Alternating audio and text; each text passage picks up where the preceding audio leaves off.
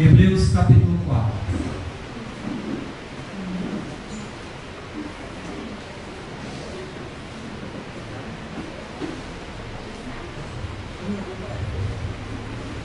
Hoje é quarta-feira, culto de ensino,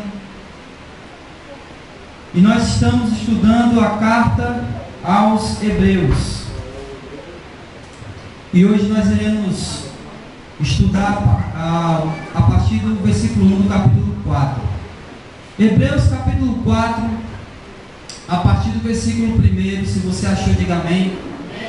E vamos ler.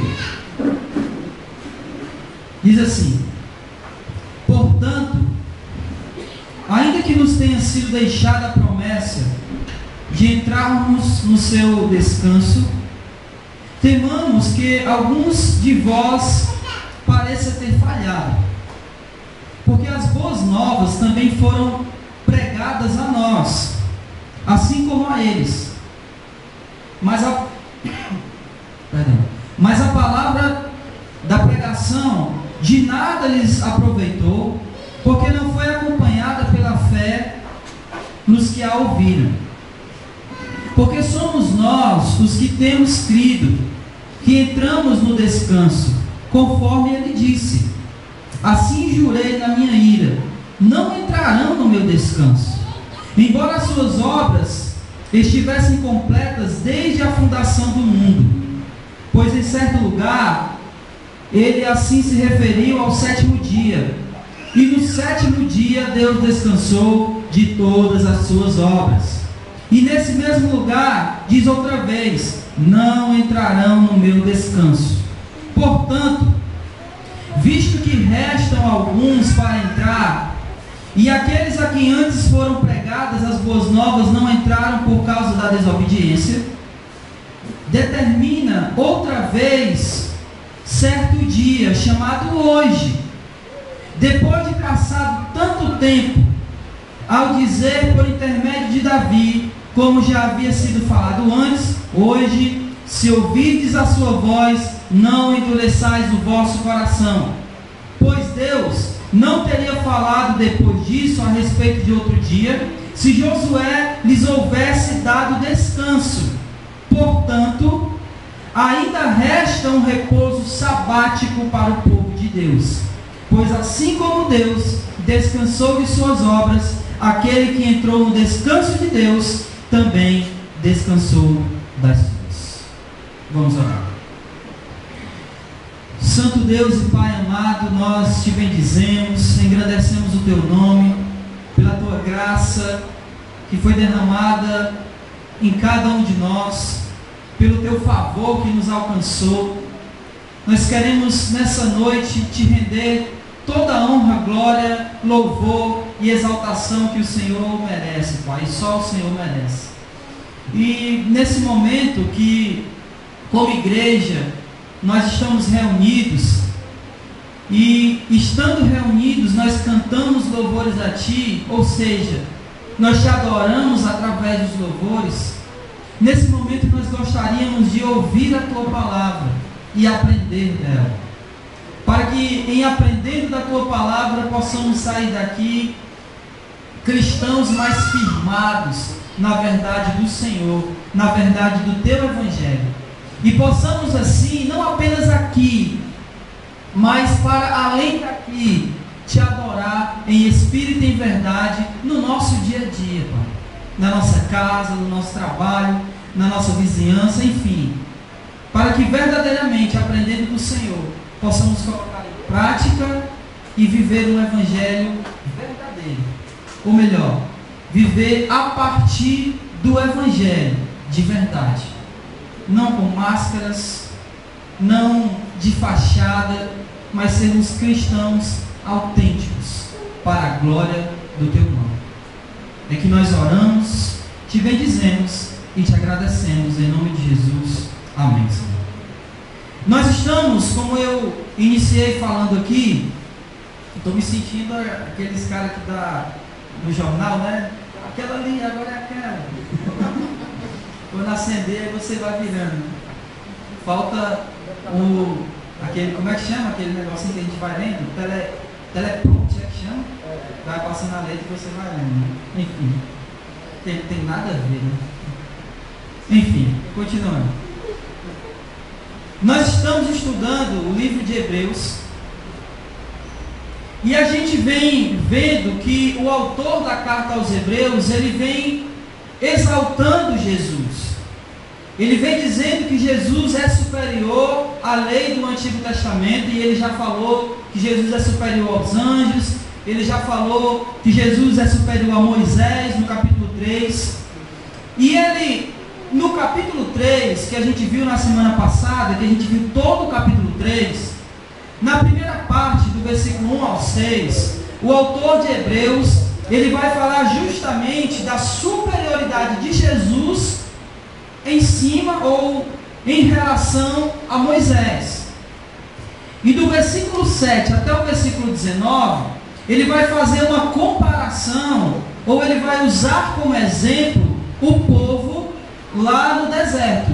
É tanto que no versículo 7 ele diz assim, do capítulo 3: assim como diz o Espírito Santo, se ouvides a minha voz, não endureçais o coração, como foi no dia da provação no deserto. Então, a partir daqui, ele começa a usar a história do povo de Israel como um exemplo de incredulidade. Um exemplo de incredulidade. E aí ele vai falar sobre essa incredulidade e vai dizer no versículo 19 que por causa dessa incredulidade, eles não puderam entrar na terra prometida.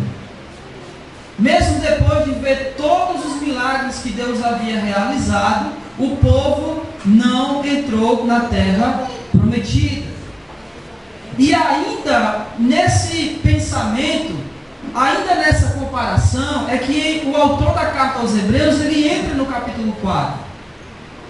Ele começa dizendo assim: portanto, ainda que nos tenha sido deixada a promessa de entrarmos no seu descanso, temamos que algum de vós pareça ter falhado. E ele começa essa questão da incredulidade ainda no capítulo 2. Aqui no capítulo 3 ele está fazendo essa comparação com a incredulidade do povo de Israel, mas no capítulo 2 eu peço que você vá até lá. E no versículo 3 ele diz assim: como escaparemos? Amém? Está falhando. Como escaparemos? Versículo 3 do capítulo 2. Se desconsiderarmos tão grande salvação. Essa salvação, tendo sido anunciada inicialmente pelo Senhor, foi depois confirmada a nós pelos que a ouviram.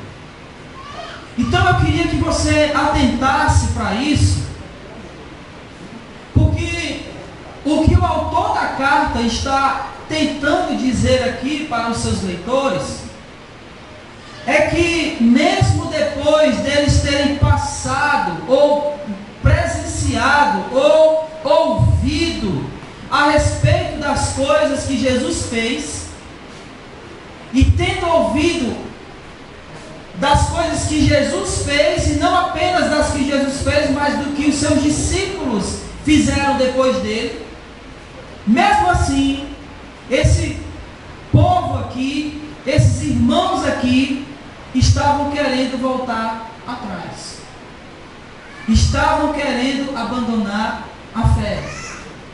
E eu gosto sempre de lembrar que era esse o motivo que o autor de Hebreus escreveu a carta aos Hebreus, para exortar aqueles irmãos que estavam querendo voltar atrás na fé, a continuar na fé. Então esse era o motivo pelo qual o autor da carta aos Hebreus escreve a carta aos Hebreus, para exortar aqueles irmãos que estavam tentando ou querendo voltar atrás na fé. E no capítulo 3, o autor da carta vai dizer o seguinte: olha, cuidado para que vocês não sejam como os rebeldes lá no deserto, que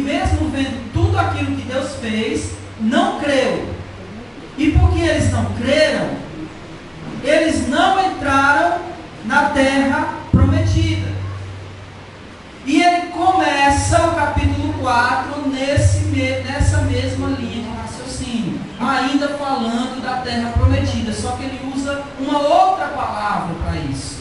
Ele vai falar do descanso. E a partir daqui que eu gostaria que a gente pudesse pensar um pouco sobre essa incredulidade do povo e a comparação que o autor de Hebreus está fazendo entre os seus leitores e o povo lá no deserto. Amém? E eu peço ao irmão que leia o versículo 1, por gentileza. Visto que nos foi deixada a promessa de entrarmos no descanso de Deus, que nenhum de vocês pensem que falhou. Pode ler o 2 também, por favor. Pois as boas novas foram pregadas também a nós, tanto quanto a eles, mas a mensagem que eles ouviram de nada lhes valeu, pois não foi acompanhada de fé por aqueles que a ouviram. Então preste atenção, o que o autor está dizendo? O versículo começa com um portanto, e todas as vezes que essa palavra portanto, porém, ela aparece numa frase, no início de uma frase, significa que o autor está concluindo um raciocínio. E esse, portanto, está ligado a tudo que ele falou no capítulo 3, sobre os rebeldes lá do deserto. Ele fala que aqueles rebeldes não entraram na terra prometida porque eles foram incrédulos. Portanto, ainda que nos tenha sido deixada a promessa de entrarmos no descanso, vocês estão vendo a comparação? Ele dizendo que eles não entraram por causa da incredulidade. E ele está dizendo que nos foi deixada a promessa de entrarmos no descanso. Ele está fazendo essa comparação entre aqueles que foram rebeldes e não creram na promessa de Deus no deserto, e aqueles leitores lá, os hebreus, que estavam pensando em voltar atrás. Eu queria que, para deixar isso um pouco mais claro, abram em Números, capítulo 13. E não desmarquem Hebreus, porque nós vamos voltar para aí. Mas abram em Números, por favor. Capítulo 13. A partir do versículo 25. Só para contextualizar aqui, para a gente pegar o contexto, aqui é o episódio onde Moisés manda 12 espias, espiar a terra de Canaã. Entre esses 12 espias estavam Josué e Caleb. E aí, desses 12 espias, 10 traz um relatório negativo. E só Josué e Caleb traz um relatório positivo. Os 10 que trouxeram o relatório negativo, eles trouxeram um relatório negativo por falta de fé, por causa da incredulidade. Eu vou já explicar isso melhor. Então vamos lá, versículo 25. Ao fim de 40 dias, eles voltaram de sondar a terra. Ao chegarem, apresentaram-se a Moisés e Arão e a toda a comunidade dos israelitas, no deserto de Parã, em Cádiz. Então relataram tudo a eles e a toda a comunidade, mostraram-lhes o fruto da terra. E prestando contas a Moisés, disseram: fomos à terra, a qual nos enviaste. Ela de fato dá leite e mel, e este é o seu fruto. Eles trouxeram um fruto lá para mostrar. E notem que eles já começam dando um testemunho positivo daquilo que Deus havia prometido, daquilo que Deus havia dito. Deus havia dito: olha, eu vou te levar, vou levar vocês para uma terra que mana leite e eles de fato estão dizendo o quê? De fato a terra mana leite e mel, conforme Deus havia dito. Então, continuando aqui, versículo 28. Contudo, o povo que habita nessa terra é poderoso, e as cidades são fortificadas e muito grandes. Vimos também ali os descendentes de Enaque. Os amalequitas habitam na terra de Negueb. Os heteus, os jebuseus, os amorreus habitam nas montanhas. E os cananeus habitam junto ao mar e ao longo do rio Jordão. Então Caleb fez o povo calar-se diante de Moisés e disse: temos de subir e nos apoderar dela, pois com certeza conseguiremos prevalecer contra ela. Mas os homens que haviam subido com ele disseram: não conseguiremos subir contra aquele povo, porque ele é mais forte do que nós. Então depreciaram diante dos israelitas a terra que haviam sondado. A terra por onde passamos para conhecê-la é uma terra que devora os seus habitantes, e todos que vimos nela são homens de grande estatura. Também vimos ali os nefilins, pois os descendentes de Enaque procedem dos nefilins, e éramos como gafanhoto aos nossos próprios olhos e também aos olhos deles. Preste atenção aqui. Deus havia prometido muito mais do que prometido. Ele tinha garantido a terra para o povo de Israel. E como eu já falei aqui algumas vezes, esse povo, ele saiu do Egito. E quando a gente lê a história lá em Êxodo, a gente já conhece muito bem, né, a história das 10 pragas do Egito. Então esse povo sai, como a própria palavra diz, Deus liberta esse povo com mão forte. Ele feriu a terra, ele feriu os animais e por fim ele feriu os egípcios. Se isso não fosse suficiente, ele abriu o mar vermelho. Se isso não fosse suficiente, ele fez cair comida do céu. Se isso não fosse suficiente, ele fez jorrar água de pedra. Se isso não fosse suficiente, as roupas não envelheceram. E quando eles chegaram lá, quando eles chegaram nesse lugar, o que aconteceu foi uma incredulidade do povo. O povo, vocês ainda estão em Números aí? Estão com a Bíblia aberta em Números? Capítulo 14, olha só. Esse aqui, o que a gente leu foi o relatório. Então olha só o que eles dizem. Então toda a comunidade levantou a voz e gritou. Olha, preste atenção na incredulidade do povo. Preste atenção. Toda a comunidade levantou a voz e gritou. E o povo chorou naquela noite. Todos os israelitas murmuraram contra Moisés e Arão. E toda a comunidade lhe disse: seria melhor se tivéssemos morrido na terra do Egito. Seria melhor se tivéssemos morrido nesse deserto. Esta terra, porque o Senhor nos trouxe a essa terra para cairmos à espada. Nossas mulheres e nossas crianças serão capturadas. Não seria melhor voltar para o Egito? E diziam uns aos outros: escolhamos um chefe e voltemos para o Egito. Essa foi a incredulidade daquele povo. Agora preste atenção na comparação que o autor de Hebreus está fazendo.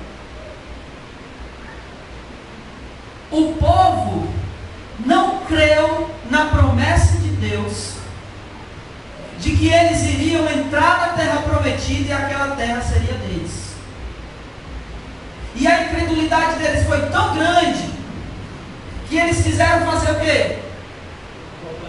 Voltar para o Egito. Ele está escrevendo aqui aos hebreus que querem também fazer uma volta. Eles também estão querendo voltar. O povo lá estava querendo voltar para o Egito. Eles aqui estavam querendo voltar para onde? Para onde? Para a lei de Moisés, para a religião judaica. Então o que o autor da carta aos Hebreus está dizendo é o seguinte: olha, vocês não podem ser como os rebeldes lá do deserto, que mesmo tendo ouvido tudo que eles ouviram,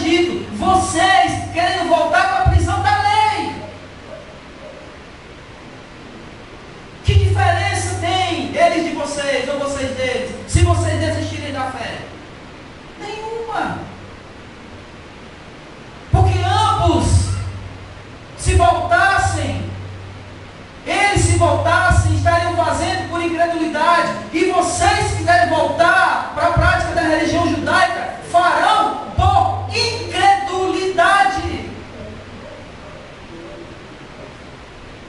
E é isso que o autor dos Hebreus, aqui da carta aos Hebreus, está dizendo. Versículo 1. Portanto, ainda que tenha sido deixada a promessa de entrarmos no seu descanso, ele está falando do descanso de Deus. E que descanso de Deus é esse? Esse descanso aqui, preste atenção. Lembra que Deus fez o mundo em quantos dias? Em 6. E no 7º ele... Esse descanso aqui é a ideia de você ter completado alguma coisa. E depois de você ter algo completo, você descansa. Como um trabalho ou um serviço que você acaba e depois você vai descansar daquilo que você acabou de realizar. Assim como Deus fez.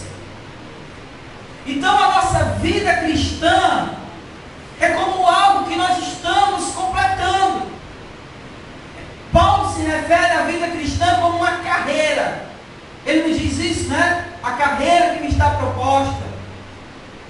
Então, lá em 2 Timóteo capítulo 2, ele diz que completou a carreira. Ele faz também uma comparação com um atleta que está correndo e chega lá na linha de chegada, lá no final da corrida.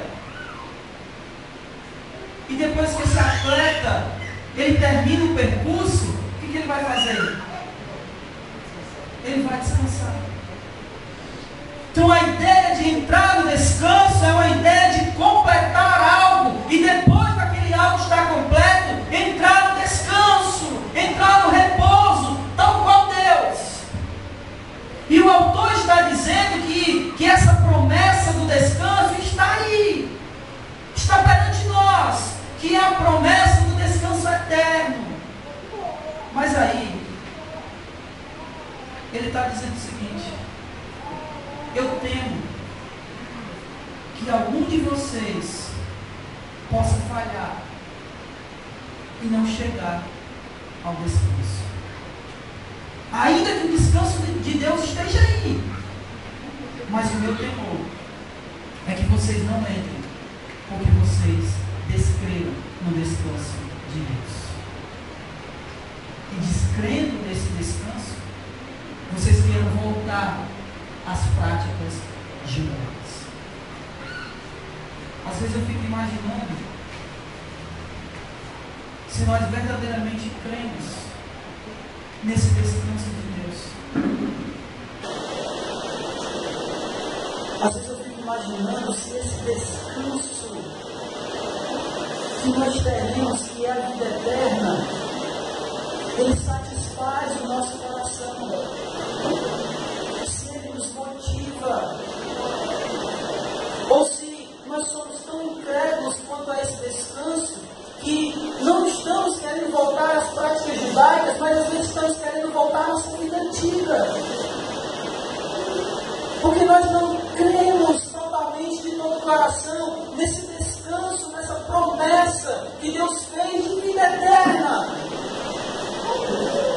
E às vezes, por não crer de verdade nessa promessa de Deus, a gente fica querendo viver a nossa vida antiga, uma vida pecadora, uma vida de pecado, uma vida do pecado, porque parece que a promessa de Deus não é algo real,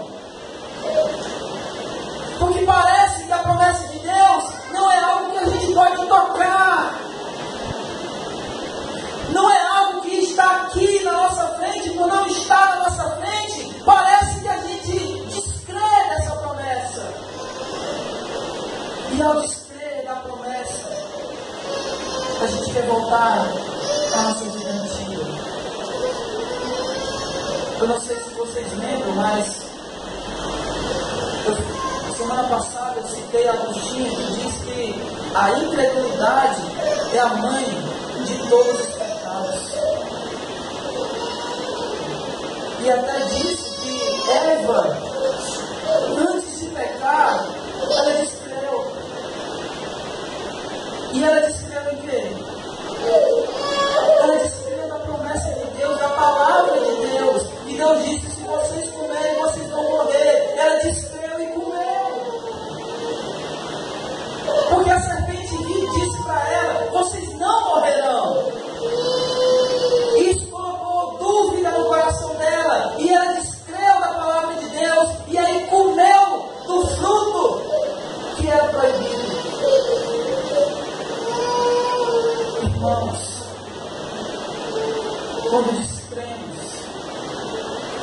promessas que Deus faz para nós. Quando a incredulidade entra em nosso coração, isso é um perigo. Porque a incredulidade nos leva a perigo. Quando a gente descrê daquilo que Deus diz na sua palavra, nós verdadeiramente nos enveredamos pelo pecado. E é por isso que o autor da carta, ele fala aqui no versículo 1 do temor. Eu temo que algum de vocês pareça ter falhado. Eu temo que algum de vocês estejam incrédulos e queiram voltar para as práticas antigas. E essa incredulidade não é uma incredulidade de pessoas que não conhecem nada a respeito de Deus. Não é uma incredulidade de pessoas que estão no mundo, lá fora, e que não ouviram e não conhecem a Deus. Não é esse tipo de incredulidade. É uma incredulidade de pessoas que já ouviram, que conhecem, mas ainda assim continuam incrédulos. Porque se você olhar para o final do capítulo 3, olha só, versículo 16 e 17. Olha o que o autor está dizendo. Quem foram os que ouviram e se rebelaram? Quem foram? Ele está perguntando. Quem é que ouviu e se rebelou? Não foram todos que saíram do Egito, conduzidos por Moisés? E contra quem se indignou por 40 anos? Não foi contra os que pecaram, cujos corpos caíram no deserto? E quem jurou que não entraria no seu descanso? Não foram os desobedientes? Foram o povo de Deus que não creu. Não eram incrédulos, não eram pessoas que não faziam parte do povo de Deus. Era o próprio povo de Deus que não creu na promessa de Deus.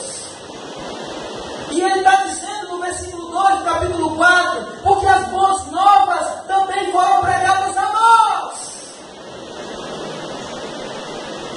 Nós ouvimos essa boa nova. Ele não está falando da incredulidade de pessoas que nunca ouviram falar de Jesus. Ele está falando da incredulidade de pessoas que ouviram a boa notícia. E que boa notícia é essa? A boa notícia do descanso de Deus. Mas mesmo tendo ouvido essa boa notícia, as pessoas não creram. E estavam querendo voltar atrás para suas práticas religiosas.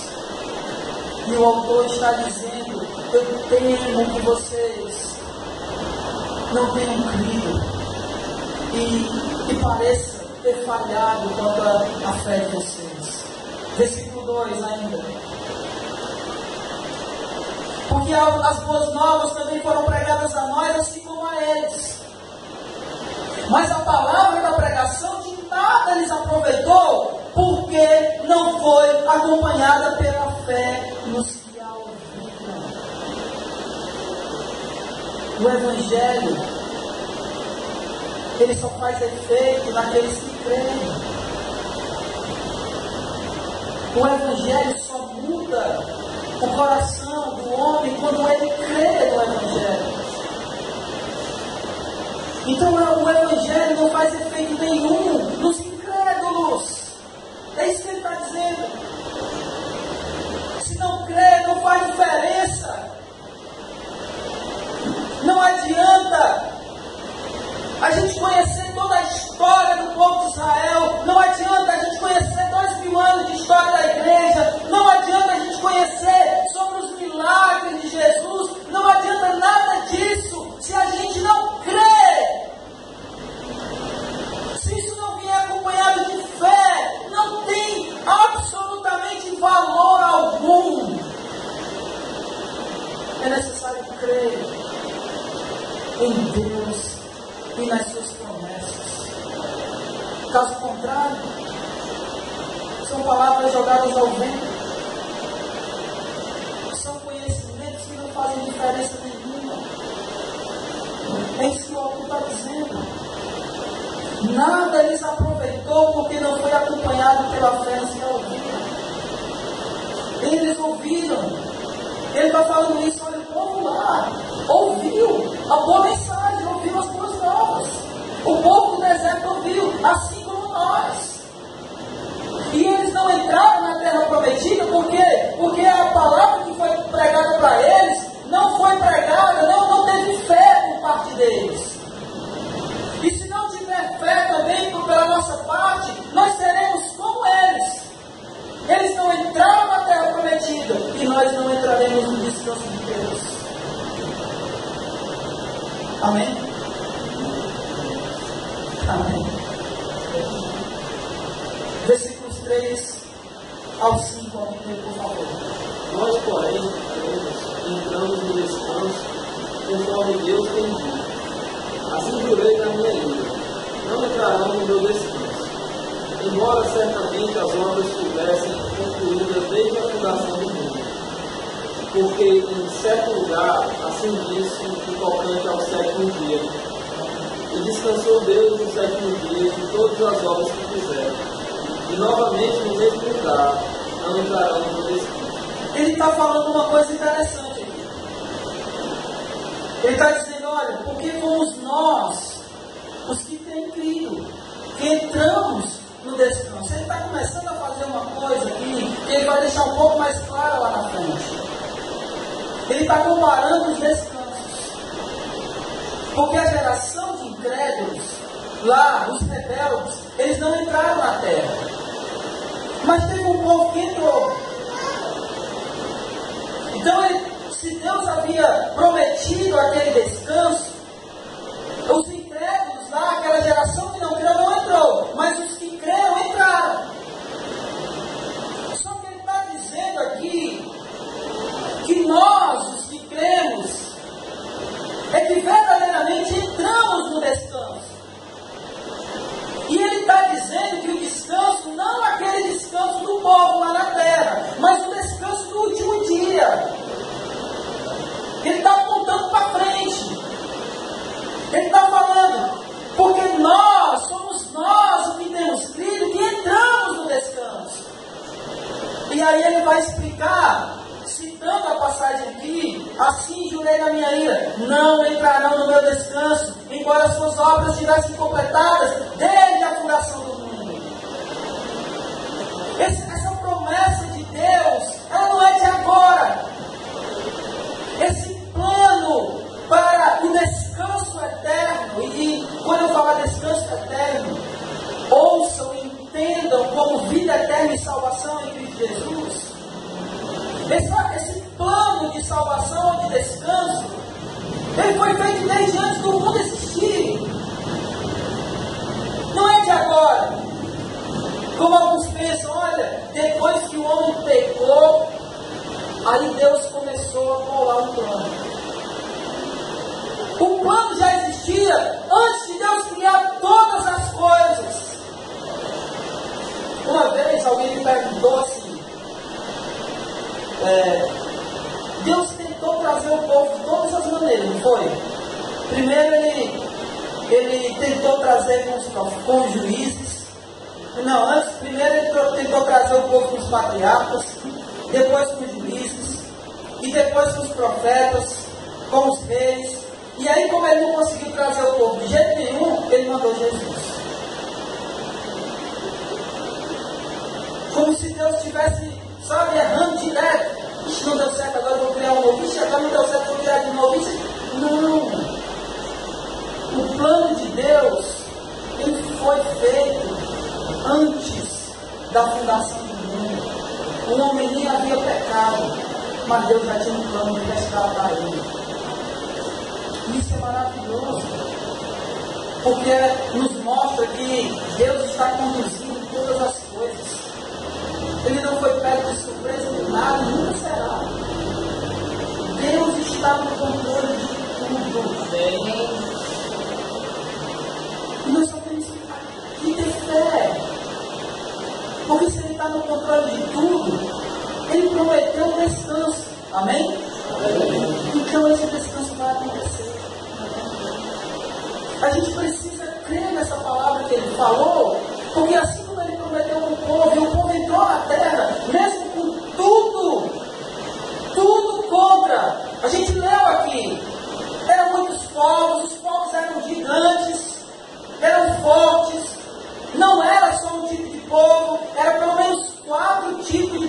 diferentes que tinha naquela terra, e mesmo com tudo ao contrário, tudo cooperando contra, eles entraram na terra prometida. Então, se Deus nos promete descanso eterno, as coisas podem estar cooperando, por assim dizer, contra nós. As coisas podem estar acontecendo tudo ao contrário para nós. Mas se Deus prometeu descanso eterno, esse descanso eterno vai acontecer. Glória a Deus, glória a Deus. Porque Ele está no controle. Versículo 6.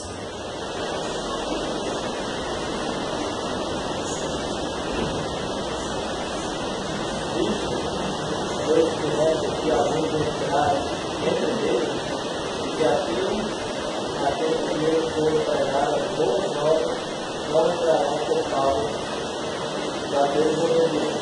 Versículo 7.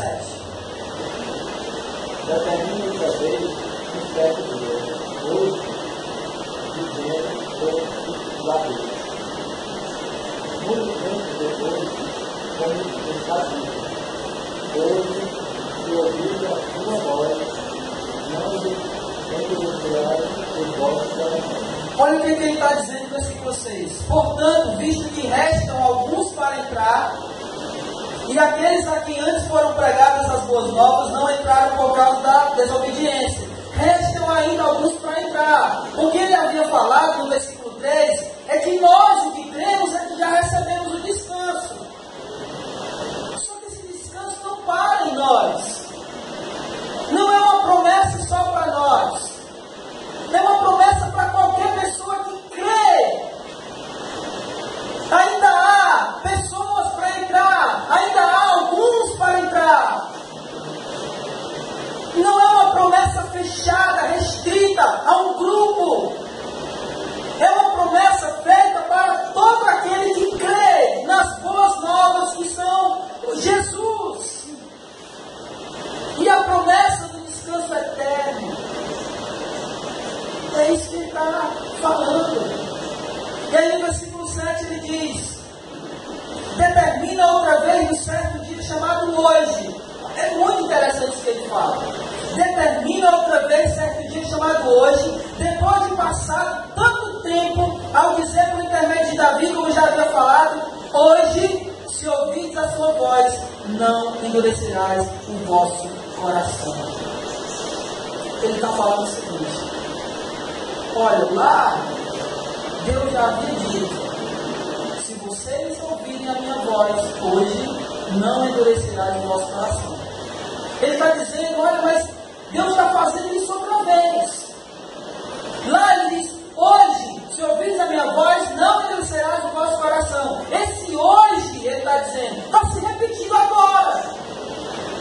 Ele está falando isso de novo. Hoje, se vocês ouvirem a minha voz, não endureçam o vosso coração.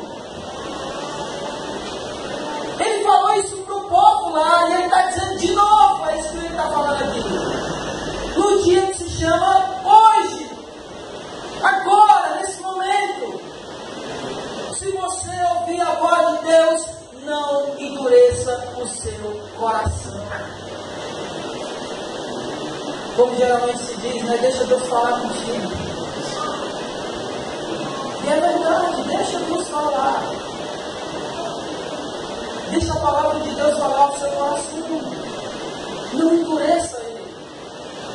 Deixa a palavra penetrar. E ele vai concluir lá no versículo 12, que a gente não vai ver hoje, mas ele vai concluir lá no versículo 12, dizendo que a palavra é viva e eficaz. Então não endureça o seu coração. Se ouvir a voz hoje, não endureça o vosso coração. Porque há muito tempo ele disse isso através de Davi, e ele está dizendo outra vez hoje. Não sejam incrédulos.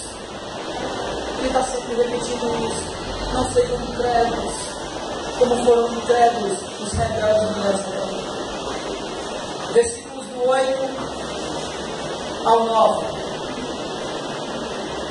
Pois Deus não teria falado depois disso a respeito de outro dia, se Josué não nos houvesse dado descanso.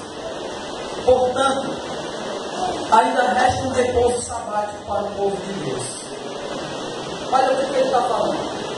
Agora ele deixou mais claro a comparação do descanso.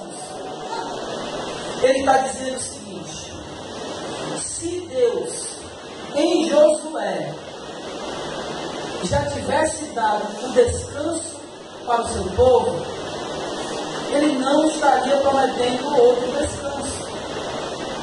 O descanso que Deus prometeu não é aquele descanso terreno na terra prometida. O descanso que Deus está prometendo é um descanso eterno. E é legal ele citar aqui Josué, porque Jesus é o nome grego para que nome? Oi? Josué. Jesus é o nome grego para Josué. E lá no capítulo 3, ele havia comparado Jesus a quem? A Moisés. E agora ele está comparando Jesus, comparando no sentido de dizer que é superior a Josué. Se Moisés, preste atenção, se Moisés é o libertador do povo do Egito, quem foi Josué?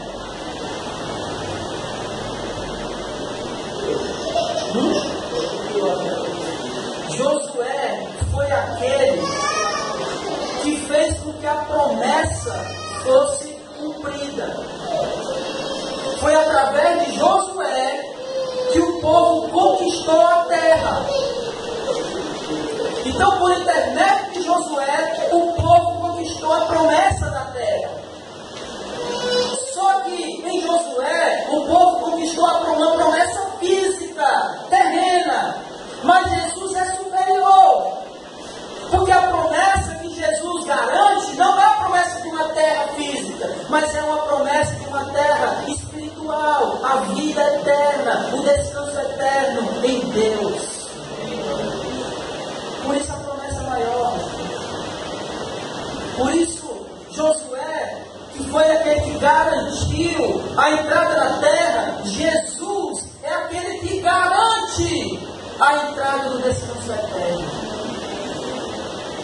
É isso que ele está dizendo. Porque Deus, versículo 8, pois Deus não teria falado depois disso a respeito de outro dia, se Josué não lhes houvesse dado descanso. Versículo 9. Pois assim como Deus, versículo 9. Portanto, ainda resta um repouso sabático para o povo de Deus, e que descansam os irmãos. A vida eterna.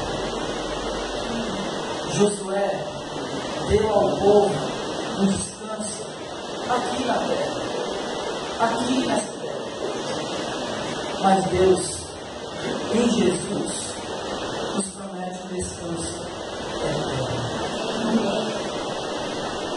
E se Josué, que foi um simples ser humano como nós, ele garantiu o cumprimento da promessa da terra prometida, quanto mais Jesus nos garante o cumprimento desse descanso. Descanso muito maior, muito superior àquele que Josué proporcionou. O descanso em Josué, ele foi temporário. Mas o descanso em Jesus é eterno. E nada, absolutamente nada muda isso. Nada pode mudar isso. Usando o próprio versículo bíblico, porque aquele que prometeu é fiel para mim. Versículo 10, para a gente finalizar.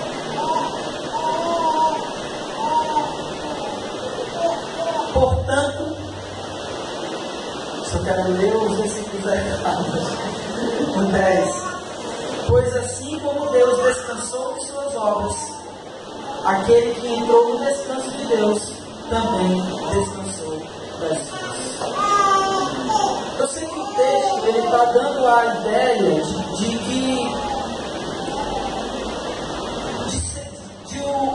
o autor está falando de Jesus. É porque ele está falando que alguém já entrou, não é isso? Pois assim como Deus descansou de seus obras, aquele que entrou no descanso de Deus também descansou das suas. Só que é como se o autor estivesse pensando em uma coisa já consumada a nosso respeito. Porque no contexto da passagem, em nenhum momento ele citou Jesus. Então, fica estranho pensar que ele estava falando de Jesus. Mas é como se ele estivesse já pensando nas coisas já consumadas. Aquele, pois, que entrou no descanso, descansará como Deus descansou. Ele está falando que é uma coisa garantida. Deus, quando completou a sua obra da criação no sexto dia, no sétimo ele não descansou? É isso que ele está dizendo. Se vocês se mantiverem firmes na caminhada cristã, na carreira cristã, assim como Deus descansou, vocês entrarão no descanso. Glória. Amém. Mas vocês precisam se manter firmes. Vocês precisam se manter fiéis. Vocês precisam ter fé, crer nessa promessa que Deus fez no descanso. E a gente vai ver na semana que vem que a fé, essa fé no descanso, ela nos leva à obediência. Ela tem que levar à obediência. Porque não existe fé que não obedeça a Deus. Então, portanto, estejamos firmes na promessa de Deus de um descanso eterno.